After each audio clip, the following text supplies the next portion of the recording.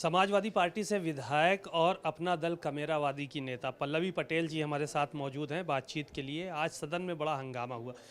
Ma'am, आज सदन में बड़ा हंगामा हुआ। राज्यपाल ने पूरा अभिभाषण भी नहीं पढ़ा, पहला पन्ना पढ़ा और आखिरी पन्ना पढ़ा, उसके बाद चली गई।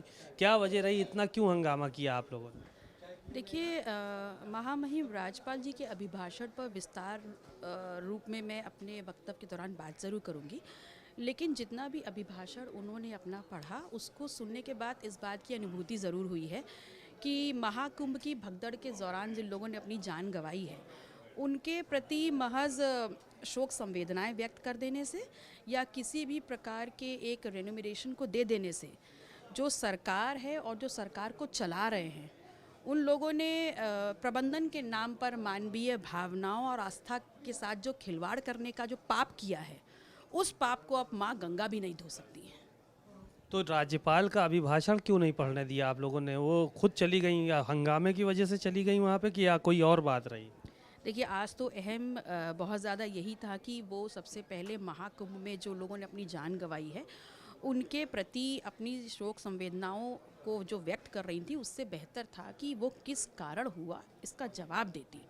वो जवाब देने की स्थिति में नहीं थी और इसीलिए अभिभाषण को इस प्रकार से छोड़ करके। आप ही के कुछ नेता कह रहे हैं कि वो खुश नहीं थी अभिभाषण से जो सरकार ने लिख के दिया था।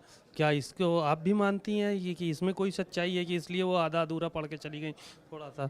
देखिए, आज ये जो सत्र शुरू हुआ है, ये सत्र उस कालखंड में शुरू हुआ है जब इस देश के सबसे बड़े राजनीतिक सूबे में महाकुंभ का आयोजन हो रहा है।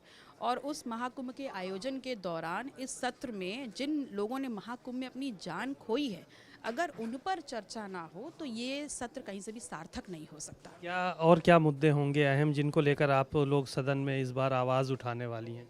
सबसे अहम तो इस बार महाकुंभ है और उसमें जो लोग अपने दिल में एक संगम में जाने का और वहाँ पर एक अनुभूति महसूस करने के लिए गए थे, उनका वो सपना, वो ख्वाब टूटा है, वो झूठे वादों से छले गए हैं। तो मुझे लगता है इस सत्र के दौरान इससे महत्वपूर्ण बिंदु और कुछ नहीं हो सकता। धन्यवाद।